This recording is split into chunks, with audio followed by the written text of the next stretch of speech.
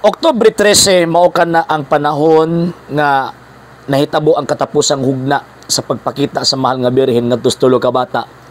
Nga diin iyang gituman ang iyang gisulti tungod kay ang mga tawo man mutuo kay actually kana ang nga panahon sa October 13 daghan naman gud ang mga tawo nga miadto mitambong ni ana tungod sa hinungdan nga syempre nangita sila mga milagro kumbaga, and at the same time daghan pud ang mga nakiusyoso. Og sa samang pagkaagi gihapon tungod kay ang Portugal at that time giharian sa mga mason og sa mga komunista, so buti pasabot wala sila pagtuo ngadto sa Dios.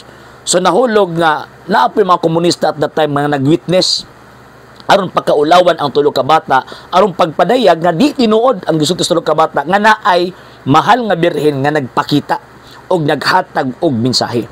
So niadtong gitawag og June or July 13. So nahitabo ang tawag ining pagsulti sa bata nga si Sister Lucia or ang Lucia nga 12 anyos at the time nga ang mga tao di man motuo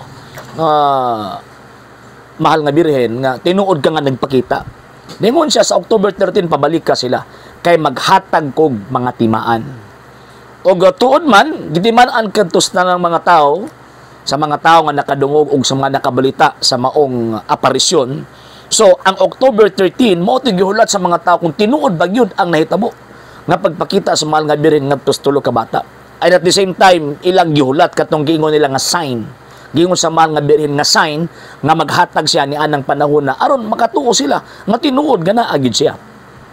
So natuod man ang nahitabo sa October 13 actually udto grabe kusog kay nga ulan o gagani ang ulan mo inipugong sa mga tao nga muadto didto, pero sa tulo ka bata og sa ilahang mga ginikanan wa katong kapugong kay syempre tulo ka bata man gud og mga ginikanan convinced na sila nga ang mahal nga birhen nagpakita ngadto sa ilahang mga anak. So luyo sa kakusog sa ulan miadto ang maong mga bata dito sa Cubada area na din gibutangan nila og arko nya dito magod sa ibabaw sa kanang tawag ining katanom o sa punuan adto nga kuan dito mutungtong ang panganod. Ang makita lang sa mga tao na ay panganod nga gikan sa east magdagan mo nya mutungtong dito sa kuan mutungtong dito sa tanom pagkahuman pag motinud pun tulo ka bata ang kadto pong panganod muadto pod balik ngadto sa east. Yan, ingon anak na hitabo. So mao rin makita sa mga tao, pero ang mga bata nakita sila sa mahal nga birhen o naking istorya sila sa mahal nga birhen. So pagtungtong sa alas 12 sa udto kusog kaayong ulan, grabe na ang musukan pa ba intriga sa mga tao. Asa naman ang milagro? Asa na nagingon nga gitawag og sign? Asa naman tong gisaad nagingon yung mahal nga birhen nga magpakita? Sa kanang mga question sama na sa mga question sa mga protestante.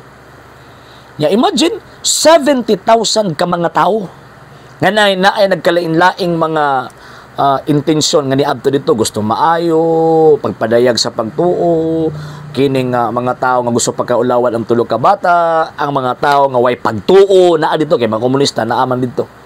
Nitambong man sa maong tawag anang event. So gisaksihan kadto og 70,000 ka mga tao.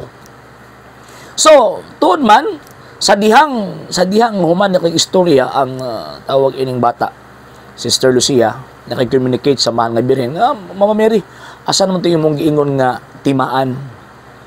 So sa dihang niingon ang bata nga asa itong timaan ang kamot sa mahal nga birhen gitudlo niya sa adlaw ug nahitabo nga according sa mga witnesses kay actually nabutang man ang mantalaan sa Portugal kaniadto according sa mga witnesses nga nakakita gyud not less than 70,000 ka mga tao daw natangtang ang adlaw.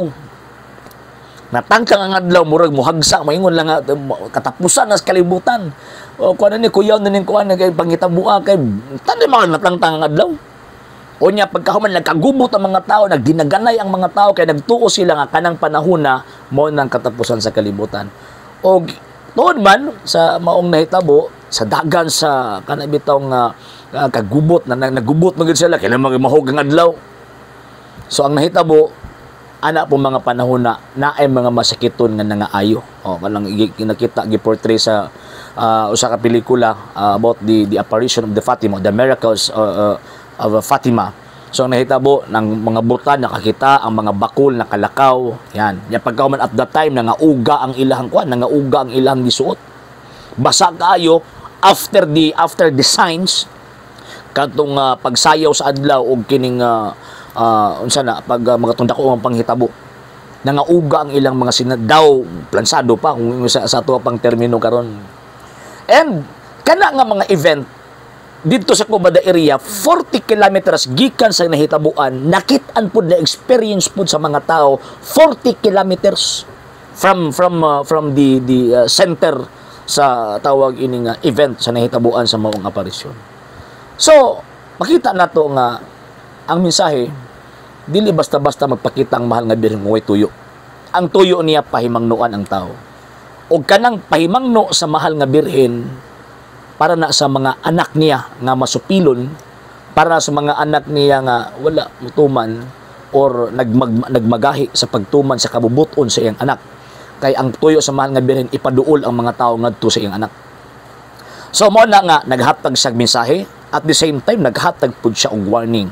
So kadtong event nga klaro kay sa tanang mga aparisyon ang Our Lady of Fatima, kanang aparisyon sa Fatima ang pinaka-accurate ang iyahang tawag inang mga messages pinaka-accurate siya sa tanang mga aparisyon. Kay klaro mag yun, October 13 nahitabo yun. Katong Second World War ingon pa sa mga birhen nga mahitabo sa panahon ni Papa Pio 11 nahitabo yun. So sa tanang mga aparisyon siya ang pinaka-accurate. So naa siya mga mensahe. Og kadtong kanang event, extraordinary and supernatural event, pagpadayag kadto, number 1 tinuod nga naay Dios. Number 2, tinuod nga naay mahal nga birhen nga naghatag nato mensahe o naghatag nato warning. And number 3, tinuod gyud ang atong pagtuo kanang profession of our Catholic faith nga I believe in God, the Father Almighty, Creator of heaven and earth, and Jesus Christ is our Lord. Kanang 12 artikulo katong pagpakita sa mahal nga birhen naghatag na sa og pahimug-at na kanang maong pagprofess sa atong pagtuo nagpadayag ka nagkamatuoran.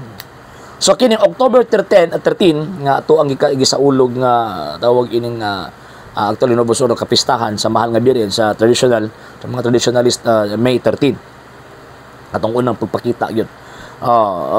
Kining Our Lady of Fatima pagpadayag ka na nga ang mahal nga birhen na ay mensahe alam nato ug atuan ang tukion. Kay kung atuan ang matuki mas mosamot pata pagkaduol sa iyahang gitawag anak. Daghan siya mga requirements, mga mensahe nga kinahanglan tumanon sa mga Katoliko aron makadangat kita ni anang maong kaluwasan. Og kadtong mga tawag dito sa Fatima kaniadto nga sige question gipadayagan man sila. Actually after the apparition grabe ang mga converts, daghang kay mga converts at the time. Mao pud ni karon. Kining kapistahan karon sa Our Lady of Fatima unta maghatag og pagpadayag nga unta ang Dios mohatag kanila og grasya kana sa mga di Katoliko. Luoy mo kay na sila kay actually wala mo na sila connection nga sa langit ba. Wala supernatural connection. Unlike simbang Katolika, mystical siya. Na supernatural connection ngadto sa Dios. Buti pasabot na ay kanang bitaw sa naabitay kanang magsilbi extraordinary ba or supernatural nga mga thing nga manghitabo ni nimong simbahan tungod sa iyang founder nga si Ginoong Jesucristo nga dili nakakalibutan. So mo na mga sir ug mga so mo ni hitabo sa October 13, 1917 ug mo ni ato ang ginasubli-subli pagpadayag.